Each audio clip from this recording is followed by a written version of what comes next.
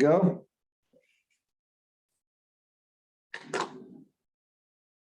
All right, welcome to the September 15th, 2021 meeting of the School Building Committee. It's 5:31. I'll call the meeting to order. And because we're back to remote, we have to go through the calling of the roll to establish a quorum.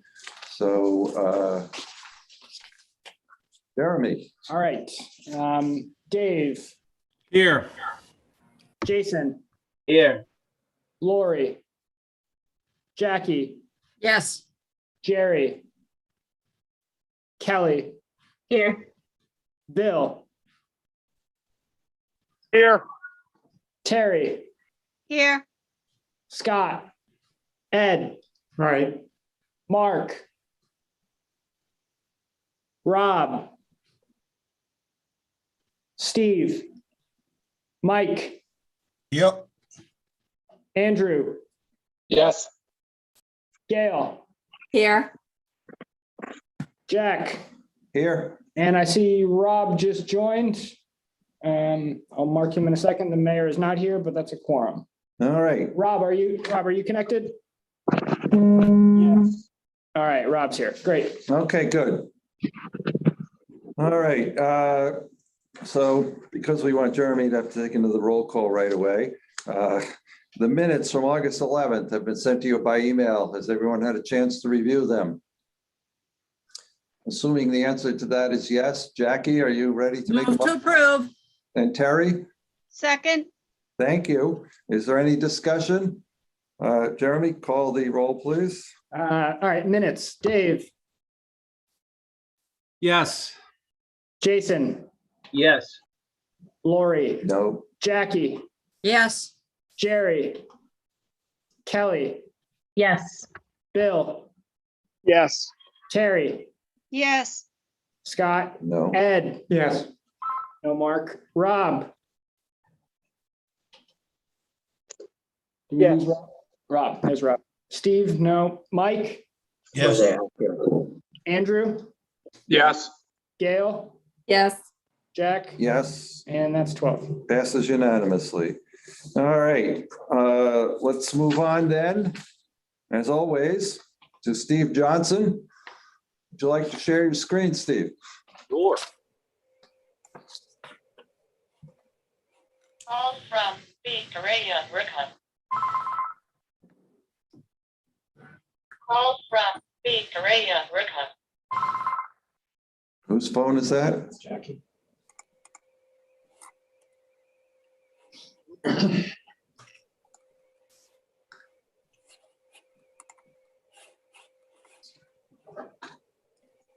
All right. Everyone see that? It's something from Craig, Oh. Okay. not the usual picture of the building under construction. All right. Let me adjust that. Jerry has joined us. So we'll note for the record that Jerry has now joined. I had a little trouble logging in. Okay. But you're here for all the good stuff, Jerry. All right. How's that? Is that better? Much better. All right. So front elevation. Like our school. Yep. Front elevation will actually start out in the street here. Hopefully you can see in Rathbun Willard, a lot of the finished curb is in, and the walkways on the northern portion of the street have been complete all the way down from the Rotary. We are working on the southern portion. Eventually those will be poured, and we'll close the access off to the public. We'll move our construction fence out, but we will be looking to get the concrete portion done this fall before it gets too cold. The other thing that we've done is we have paved the drop-off loop here. You can start to see the paving here. This is just the binder course. It is not a finished course.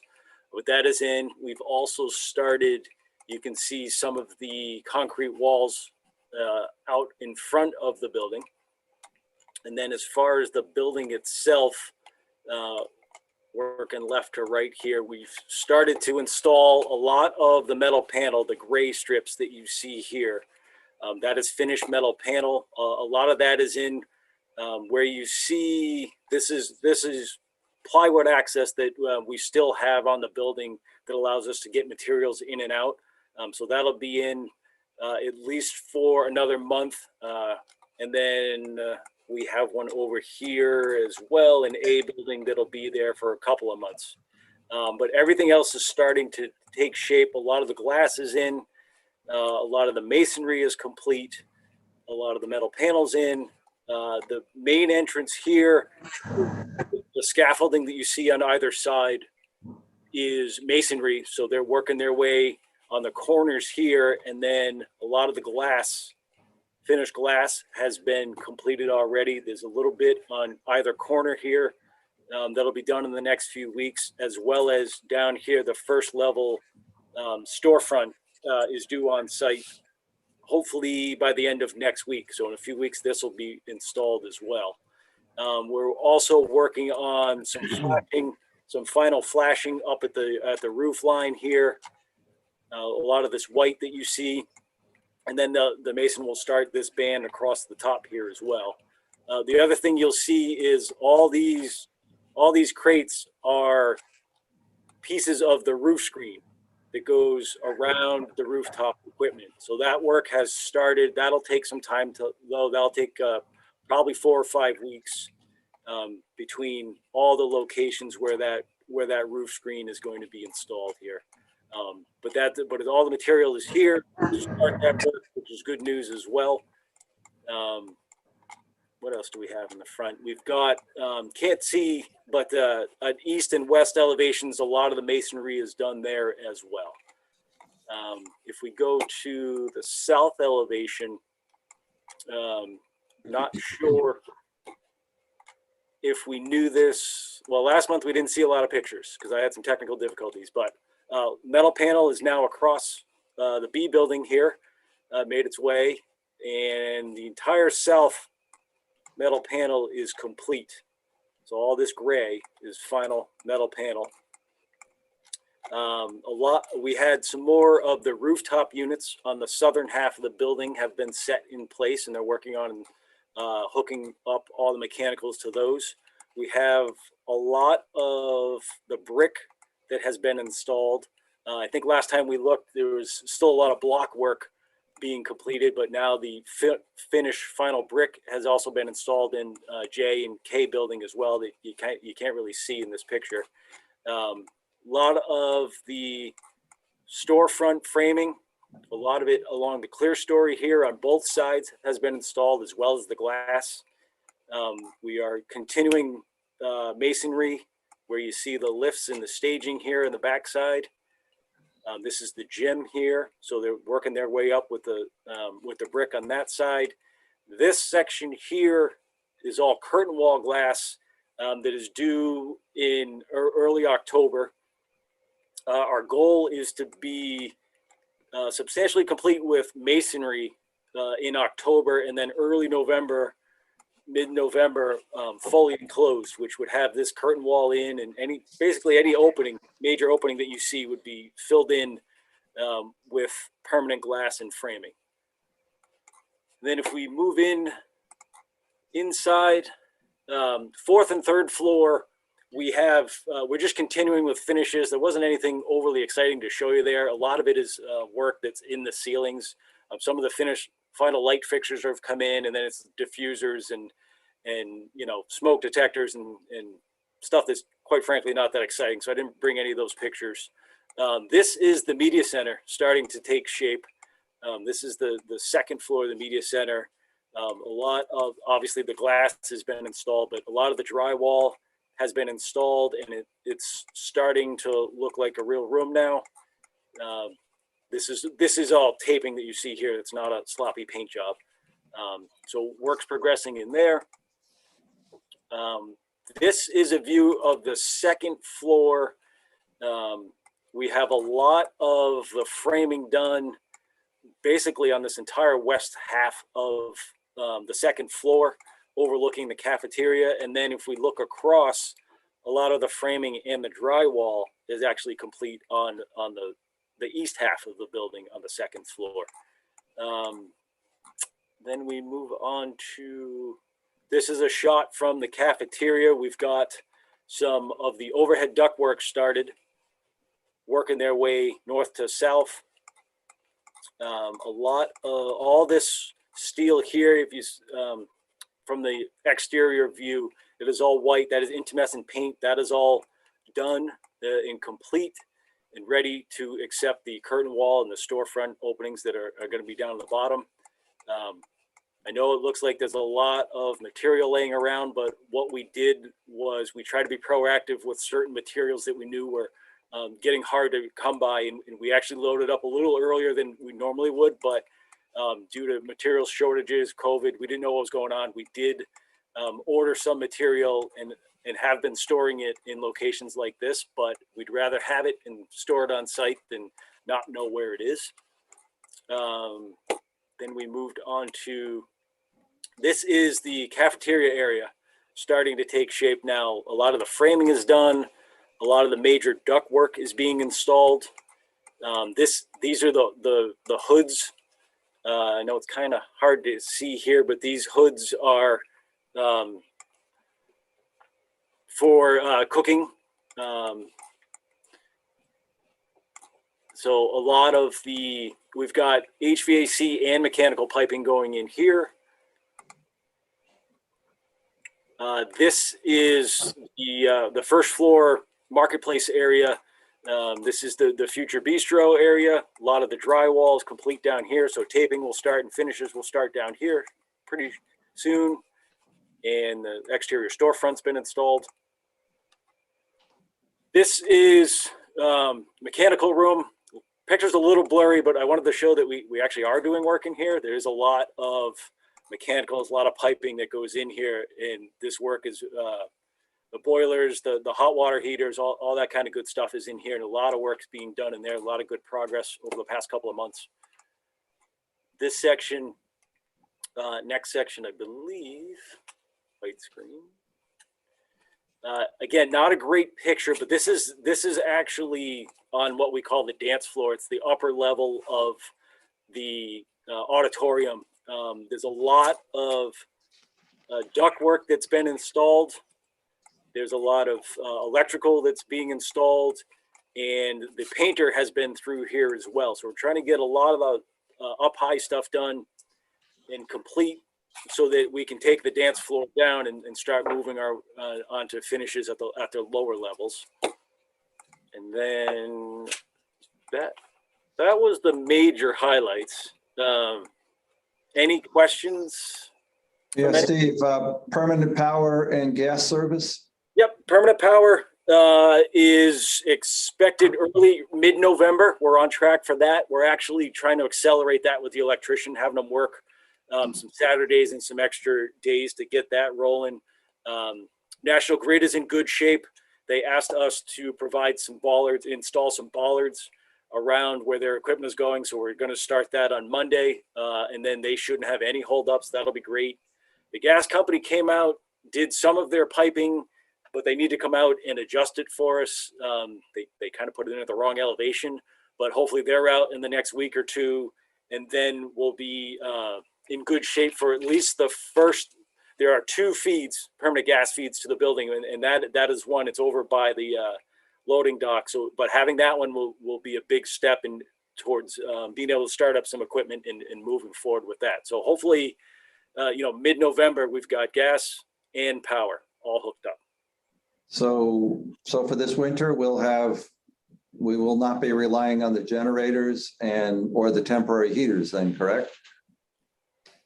Correct. We're going to have a similar setup to what we did this most recent winter. We're going to have some exterior units and temporary ductwork, mostly feeding the south half of the building, and then the north half, the classroom building, will be using the radiant panels to supplement and offer some temporary heat for us.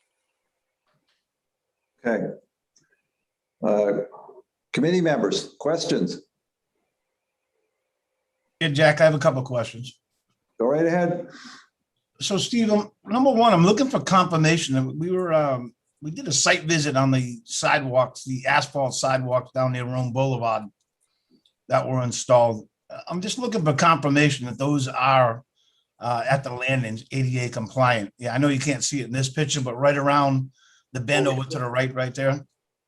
Yep. I just want to, like I said, looking for confirmation that those landings are basically the ones that go from the asphalt walkway that goes around that telephone pole that was still left there, Steve. Yep. That those landings are actually ADA compliant. They didn't look it to me, but I mean, they might be. I know ADA compliance has a lot of different variables to it. Mike, we feel that they are, but ultimately they do get inspected. They have not come out to formally inspect them yet, but I don't know that KBA put a level on it, but I know they put eyes on it at least, and I don't know that there's anything glaring to them. Right here, Mike, is this what you're talking about? Yeah, because it looks like, it looks like the pitch is more than what's allowed for a wheelchair ramp. To me, I mean, again, like I said, there's a lot of different changes in ADA compliance all the time, but especially that one right there, it looked to us like it was too steep of a pitch where the actual wheelchair would actually not be able to sit flat on there and would actually be rolling out towards the street. Okay. We'll have Dave McKinley step out and look at them again. I don't know if he brought his smart level out last time he was out there, but we certainly can look at them again, Mike. Yeah, I just want to confirm it. I mean, it's a big thing in the city with all the sidewalks that we do, the ADA compliance. So I just want confirmation on that before it becomes an issue later down the road. Yep.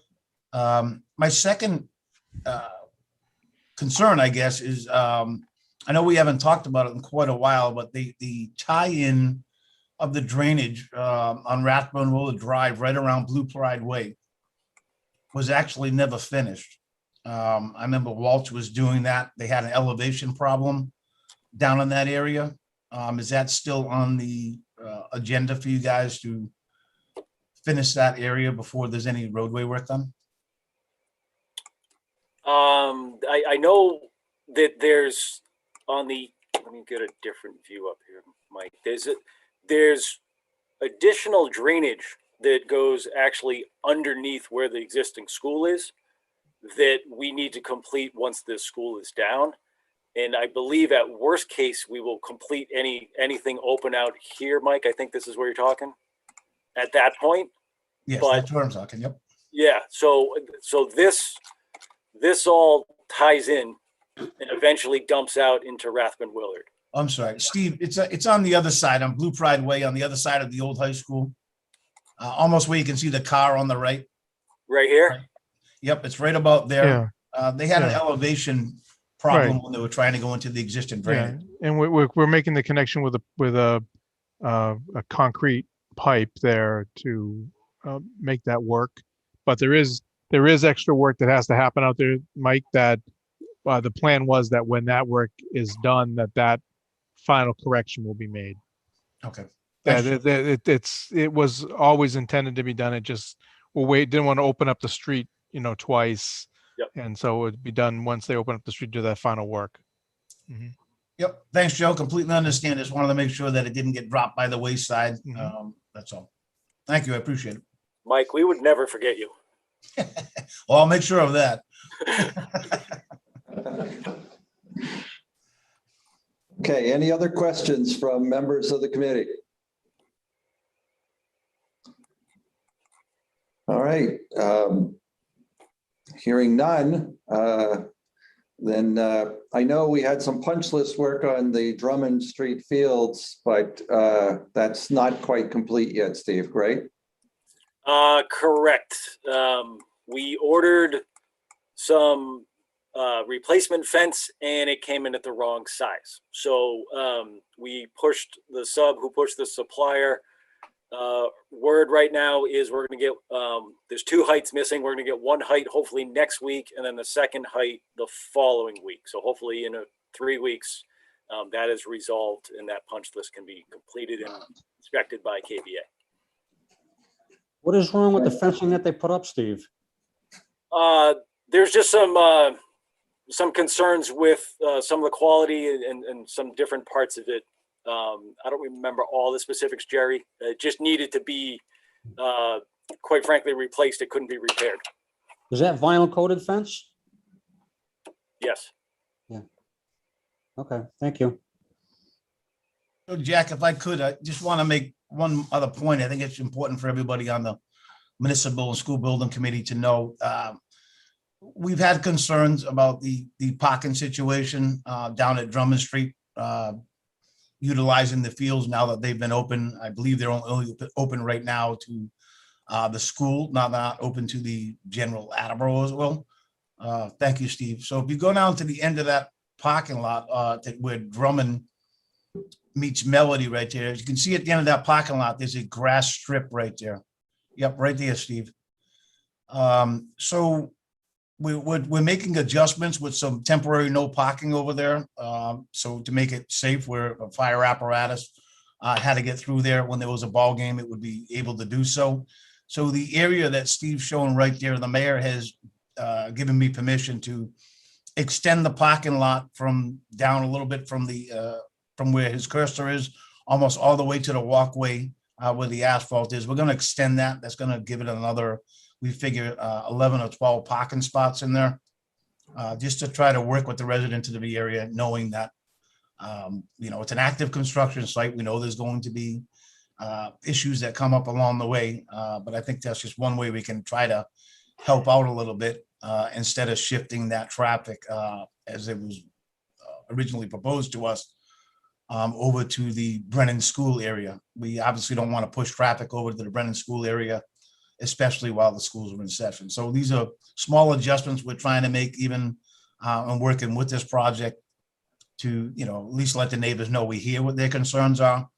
We'll do the best we can, but in some circumstances, it's an ongoing construction project, and we're going to have them. So that's just more of an FYI. Okay, thank you, Mike. You're welcome. Any other questions or comments? All right, then I guess, there's the west end and the loading dock area. So, Steve, we're still on time and still shooting for June 16th and August 25th of next year? Yes, still on time. And I believe that Bill now has one of the countdown clocks. Is that correct? he actually has two. Two. Yep. I have one and the superintendent's office has one. Okay, excellent. All right, then I guess we ought to move on to, oh, go ahead, sorry. I just appreciate Steve making that happen for us. All right. And it's nice to see the new Blue Pride Way taking shape. You can see it very well there. So, all right, thank you, Steve. So do you want to move on to money? Sure. Yep. We'll start with, we have change order number 12. There are several GCRs. I'll go through them quickly. GCR 042, miscellaneous tile scope revisions. It is exactly what it sounds like, just from the shop drawing design process, some tweaks and moving different things around. Ended up in a little bit of an ad of $23,021.38. GCR 051, missing relieving angles at the front entrance. So there's just a couple of 4 locations at the front of the building that needed a relieving angle in order to support the brick above. So that's $32,049.33. GCR 79, distribution boxes at VRF lines. So this was a requirement to maintain the roof warranty, to use distribution boxes and flash them in with the roof. It's actually a better detail in the long run, and it's going to help the roofing system as well. So it creates a box so that we can have penetrations come through it and still have it weather tight. That was $100,924.19. GCR 087, revised coat hook locations.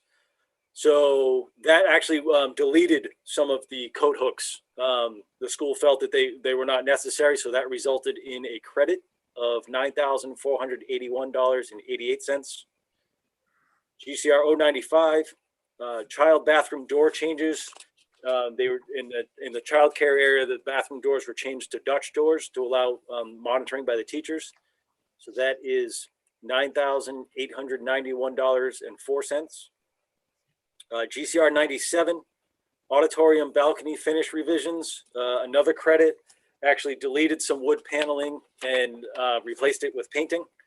So that's a credit of $8,873.66. GCR 099, low wall supports at area H. So this was a wall that fell on an expansion joint and just needed some additional supports and additional steel supports within it. $10,965.01. GCR 100, foul pole revisions. Again, this was a credit. We took the large foul poles from Drummond and are moving those to the future fields on the east side of the existing school. So that's a credit of $7,152.64. And the last item, GCR 102, raising a hydrant at 99 Rome. This was an existing hydrant based on the new elevations of the road and the curb. We needed to raise that up. So that is $7,819.90 for a grand total of $159,162.67. All of these have been reviewed with KBA and Skanska and all the consultants. And KBA and Skanska, you recommend that we approve all of these change proposals that are aggregated into change order 12, is that correct? Yes, we've thoroughly reviewed them in our change review meetings and recommend approval. Correct. Okay, thank you. Thoroughly being the key word. Excuse me? I said thoroughly being the key word there. Yes. Oh. Yes. Yeah, well, that's what we pay them for. So are there any questions on this? Okay, then a motion's in order. Move to approve. Second.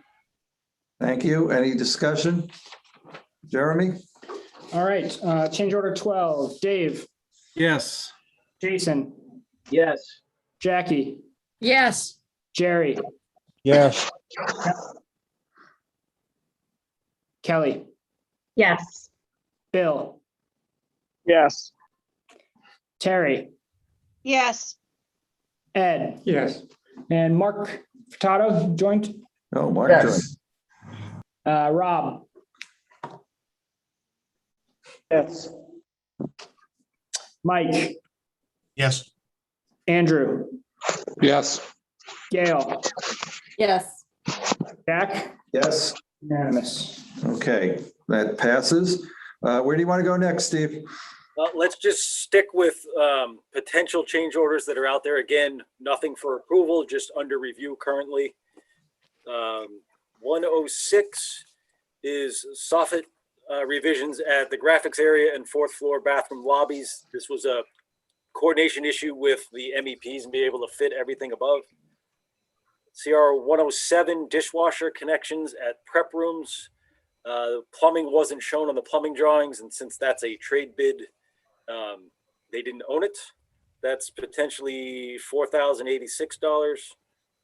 GCR 108 is the maintenance edition that KBA Craig showed last month on the east side of the building. We have on here $882,255. Plus there was some, what's not shown here is there's some preliminary MEP work. So that's probably another 70,000 on top of that that's being reviewed. GCR 109 added fire dampers at B107. Again, just not shown on the drawings at a firewall. That is $9,049.30. Item 110 is the added bollards at the transformers. I spoke about these earlier. These were a requirement of National Grid, $26,513.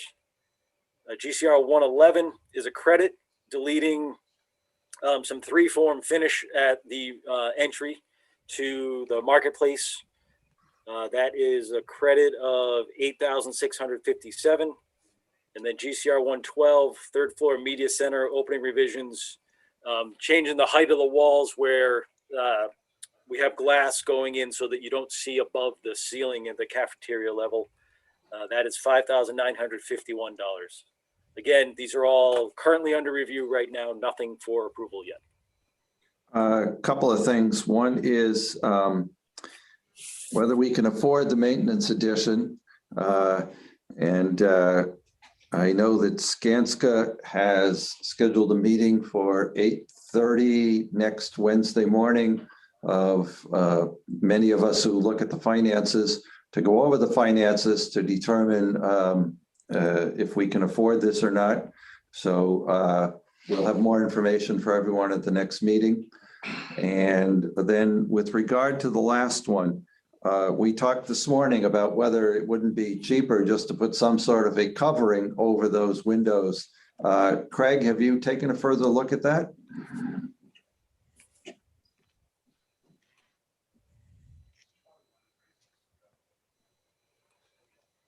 Craig, are you with us? You're muted. I'm mute. Joe?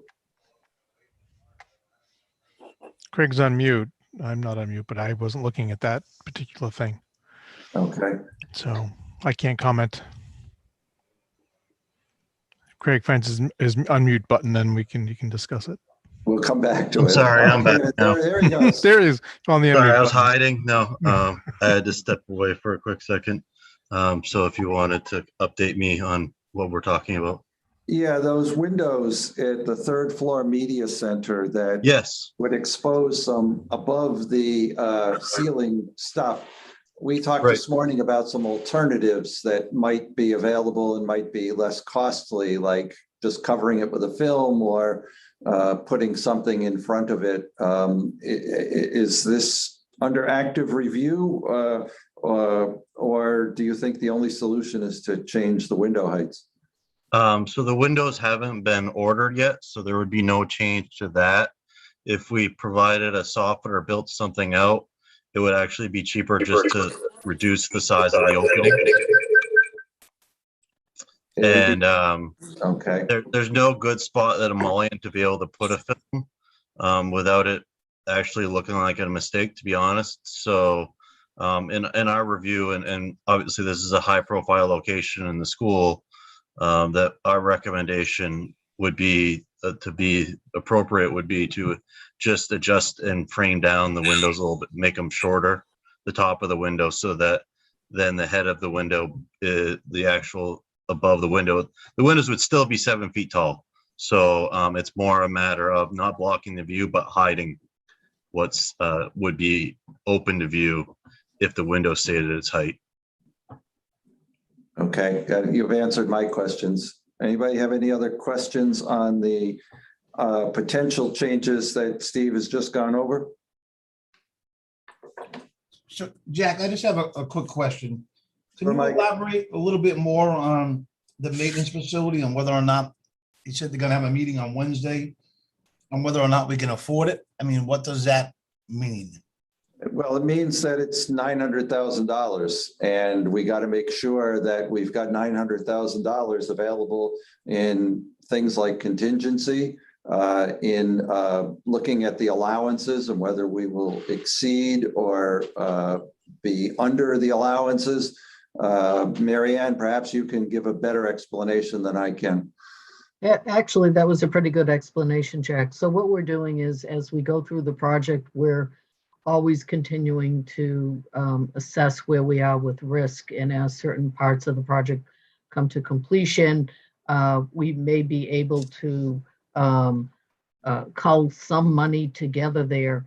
The real issue is it's a function of time that we have to really wait until we go through the process. There'll be places where we will be under budget with allowances and places where we'll be over budget. But what we're looking at is the overall net.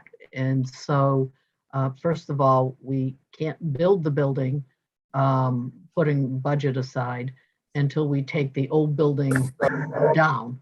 And so it gives us plenty of time to see if there's any changes in terms of cost escalation or decrease in costs because of what's happening in the current market. And also it gives us a chance to actually move through the project and you know, keep working with what the remaining risk is. When we take the building down, you know, there can sometimes be surprises in, you know, in either soils or conditions under a building that may not be evident during design or even the bidding of the project. So that being said, we are we keep looking at it like a snapshot in time, like a cash flow, to say, how does it look? What do we think we can do here? And so our goal has been to bring every nickel out of the project, so to speak, in savings to go ahead and proceed with the things that we perhaps had thought we couldn't necessarily do in the beginning, but certainly it's a worthy project. The question becomes how much funding will be left at the end of the job to finance that. So Mike, I don't think anybody's questioning the absolute need for it. I think this committee voted that we wanted to proceed with that, but I know that every 6 or 8 weeks we hold a budget review meeting just to make sure, you know, as far as we know right now, we are on time and on budget. But there is an awful lot of work that has to occur next summer. And so we want to make sure that we don't fall short. If we spend the contingency or we spend some unused allowances, that we will not find ourselves in a bind in August of 2022. So maybe that was more information than you were asking for, but we keep a tight rein on these budgetary issues, and we want to make sure that the contingency is spent well, but not exceeded. So thanks, Jack and Mary Ann, and for explaining that. But I guess my follow-up question would be, when you're talking $900,000, is that in addition to money that was already allocated to give them something as a maintenance area? I mean, there had to be some dollar figure. Or was it never designed to have a maintenance facility in the first place? It was never designed to have a maintenance facility in the first place. And so we I have guess that's kind taken, of shame on all of us.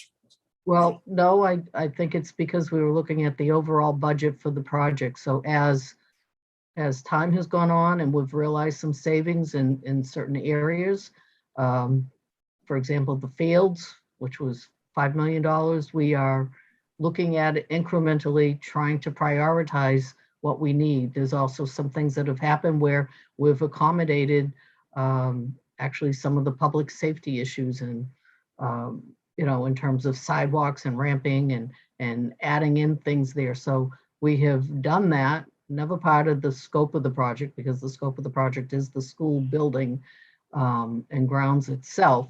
But I think we've done very well to manage the money here, so to speak. And this is just, the maintenance building doesn't necessarily have to be part of a high school project. And the thought was, if we could put it here and we could realize any savings with the project, then we could do that. But that doesn't prevent a maintenance facility going anywhere else in the city. Just that we're looking at, if we have money left over, that we would try and accommodate that. But we have to be fiscally If I could just add to that, Mike, if you remember 2 years ago and 3 years ago, all our cost estimates showed us, being pretty much right up against our $260 million number. Because of the work of the team that this group is overseeing, we have been able to achieve some substantial savings. And as Mary Ann said, we're prioritizing them. And I think the next highest priority is this maintenance building. But we just want to make sure that we feel confident that we won't run into a problem, on the 1 yard line and throw an interception. So I think we just are being cautious and careful and understanding the timing of constructing this building.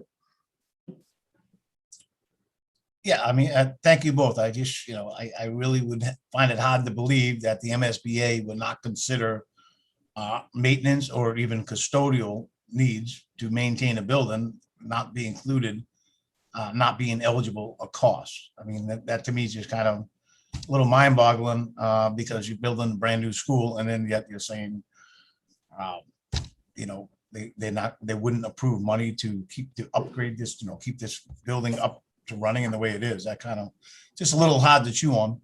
Yeah, Mike, while I'm not speaking for or against the MSBA but they've met a consistent goal and standard when it comes to this, as far as equity amongst all districts in the state or Commonwealth. And when they're doing everything, when we look at these schools, is they are looking at it from an educational value. So most schools do not have these maintenance, and it's all depends on how, for instance, the city's set up as far as who maintains what different places are set up. So they have to remain in equity amongst all the districts. So in order to do that, that's part of the reason why they've made this kind of stance of what they will and won't reimburse on. Yeah. Mike, I understand your point that if you don't maintain your building, you run into problems. And we certainly understand the value of what Jason does, and we want to provide him with the appropriate facilities to do it. We just want to make sure that we don't run short next August on the eve of opening the school. And but Mike, with what I said, I don't disagree with you at all. It was me more just giving an explanation of what we hear from the MSBA as we ask them these types of questions as well. Right. Well, so our contingency is there to be used for things that came up during construction. This came up during construction. I think we were unanimous at our last couple of meetings that we wanted to go forward with this, but we need numbers. We're getting those numbers now. And once we are confident, we can give Consigli the go-ahead. So far, everything has worked in our favor. Something's bound to go wrong between now and then, because that's life. But we're just being careful, Mike, that's all. No, I appreciate all the explanation. I certainly don't take it in any ill way. I mean, we're all on the same team here. I just, I think maybe in the beginning, we might have missed something. And I think it's critical for all of us on the commission to know that. That's all. I just really think that we kind of did an oversight here, and we have to be honest with ourselves that there was some type of oversight where we didn't think of it at the time. We've thought of it now. We're going to do the best we can to solve that problem, to feed Jason's needs. But I think it's kind of a learning process for moving forward. If it ever goes forward, we got to make sure that we talk about these things fully. Yeah, Mike, it was discussed at the beginning, and actually there was a price put together for a maintenance facility, and it was actually much larger than what is being proposed now. And at the time, it was about a $4 to $5 million price tag, and the decision was to see if it could be accommodated somewhere else. Just like the MSBA will pay for a gymnasium, they will not pay for athletic fields because it's not part of the quote unquote educational program. So it wasn't an oversight. It's how do you get the primary educational program in place, and that took priority. Thank you, Mary Ann. And it's not just, believe me, it's not just this building, even though it's going to be the most expensive building Attleboro has ever seen. But it's a citywide problem where we build things and we do not have a proper maintenance plan to upgrade them, to keep them the way they're supposed to be. So it's not just this one particular building. And I think this one just stands out because of the cost tag that goes along with it. So again, thank you all. I'm trying to be on Jason's team here because I know it's well needed, and I know what happens when you don't get it built, when the building's being built. You end up with huts in your yard, just like I have. Okay. Anything else on this part of the presentation? All right, Steve, contingency allowances, where do you want to go next? Let's go to contingency. We have 3 contingency transfers we'd like to get approved. The first is GCT 019, elevator door coordination at Area B. So we had to rework some frames and some adjacent walls based on the elevator door opening. We had to reorder some frames and rework it on 3 floors. So it was a coordination issue out in the field. $17,625 for that. GCT 033, sidewalk revisions at Green Drive. This was just to help out, coordinate with the neighbor there and clean that corner up right at Green and Rathman Willard. That was $4,004. And Steve, let me just stop you. That was one of the site issues that was raised by some of our neighbors, and that we did our best to make it so that they have a much better lines of sight coming out of their road. We were able to do that, and I think it was money well spent. Agreed. Go ahead. And then GCT 034 is temporary dehumidification for the past couple of months based on the record highs and the humidity. We brought in some exterior units and some temporary ductwork to help maintain atmospheric conditions so we could keep rolling with the finishes. So that was $91,872.95 for that. So those 3 seeking approval of. Okay, any questions? And then motion, Jackie? Move to approve. Second. Jeremy? Dave, Yes. Jason, Yes. Jackie, Yes. Jerry, Yes. Kelly, Yes. Bill, Yes. Terry, Yes. Ed, Yes. Mark, Yes. Rob, Yes. Mike. Yes, I'm sorry. Andrew, Yes. Gail, Yes. and Jack. Yes, passes unanimously. What else do you have to tell us about, Steve? Just two that we're reviewing as possible contingency transfers. GCT 037 is temporary paving and line striping that we had done in and around Rathman Willard and some of the parking lots just to get ready for the start of school. And GCT 038 roof sequencing at walls. We had a similar one of these at previously at the cafeteria roof. This is at area H and J. Just the sequencing of when we put the roof down versus some of the finished walls. And we, in order to be temporarily tight, we had to do some work a little bit out of sequence, and now we're going back to do the permanent work. So there's a little bit of cost there for that. So those are the two that we're looking at right now for potential changes, contingency transfers in the future. Okay. Do you need to review the allowance log? I'll just say in general, we're taking a hard look at it. It's part of the review that everyone's been talking about here of all the finances. And we're meeting with Skanska this week to go through and update projections and see where we are overall. The big picture, we are trending to be under the overall allowance number.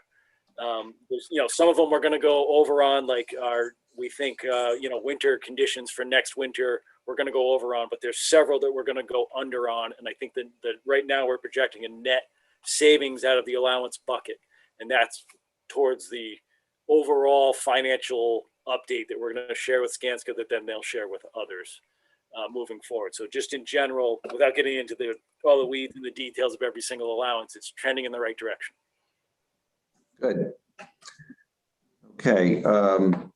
Anything else you need to go over with us tonight? Nope. Okay. And Jeanette and Mary Ann, do you have the budget update? And Jeanette? Yes, I'm just sharing my screen. Can you hear me? Yes. Hear you. Actually, I have these are the invoices and the budget update for the month of August. And our current invoice for Skanska is $116,830. For Castle Booze, it's the $111,148. Consigli's bill this month included the contract work. They billed out at $8,158,988. And then with the change orders that have already been approved and the work complete, these are these values here as they relate to the different change orders. It brings the total consigli invoice to $8,265,916.95. That does not include any retainages held. The number down here is the amount actually certified, which holds a retainage. And then the miscellaneous project costs from the city, I had $11,756.79. Those were invoices paid directly by the city for Briggs Material Testing Services, STV, DPM, they're the move manager. Intertech had done some window testing, and then some miscellaneous FedEx expenses. And I know sometimes Jeremy and I try to, keep everything on the same page, but sometimes we just got an invoice. I'm not sure if he included it on the agenda today, but I reviewed it and it was not included here, but he may be including it on the agenda. So this is where we capture all of those costs. And then the total for this month would be $8,493,727. And that brings us to a completion of 60% billed out for the project. We are billed out with the change orders.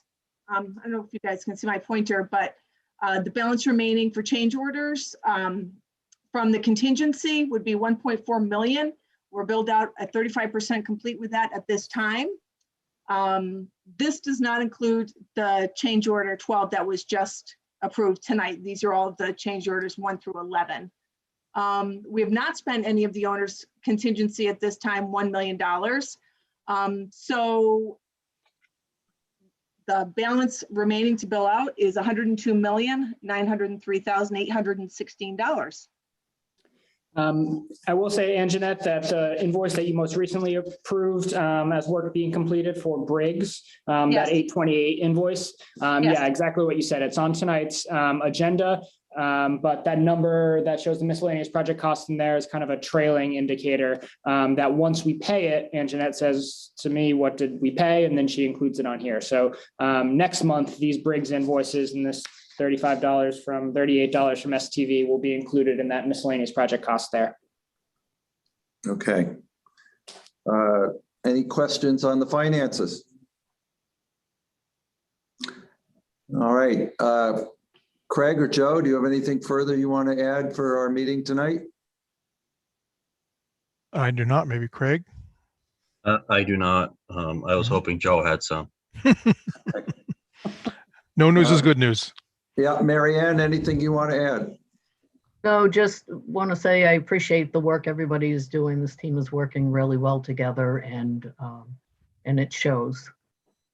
Shows in the building, shows on the Good. project. Good.